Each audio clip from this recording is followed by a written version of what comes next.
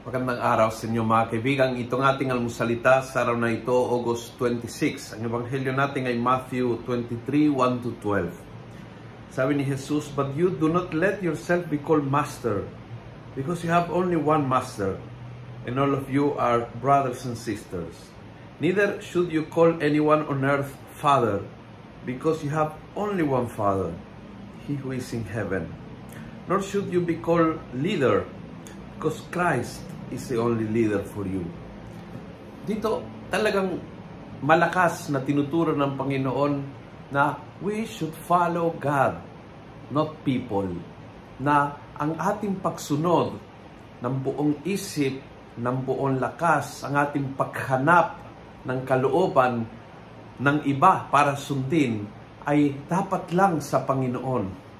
Ang Panginoon lamang ang magbibigay sa ating ng buhay, na ganap at kasiyasiya, ng kaganapan ng ating buhay. Huwag nating hanapin sa ibang tao. Yes, maaari may nagturo sa ating. And yes, we call teacher to the person that teaches to us. If you went to school, grade 1, grade 2, elementary, high school, if you went to college, you call teacher a person that teaches.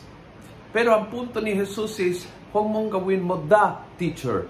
Huwag mong gawin yan yung tao na maging bukal ng katotohanan, kasi ang teacher na tao ay nagtuturo sa katotohanan. Ang teacher ng Diyos ay siya ang katotohanan. Kapag ang isang human being ay umupo sa luklukan ng Diyos at ang sabi niya ay katotohanan, then you are following a false teacher. Don't call anyone father. Yes, you can call me Father Luciano. You can call yung tatay mo ay daddy o papa o father. Wala pong problema. But neither your father nor me dapat umupo sa luklukan ng Diyos. Hindi kami ang magsasabi kung ano ang dapat sa iyong buhay, ang direksyon ng iyong buhay. Hindi trabaho namin maging may-ari ng iyong buhay. Minsan yung mga leaders ay pumapapel sa lugar ng Diyos. And that is very, very dangerous. So don't make idols of your teachers, of your priests, of your preachers. Don't make idols of people. Dahil Diyos lang ang bukal ng katotohanan. Siya lang ang sinasamba. Siya lang ang sinusundan.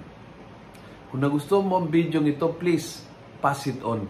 Punuin natin ng good news ang social media. Gawin nating viral araw-araw ang salita ng Diyos. God bless.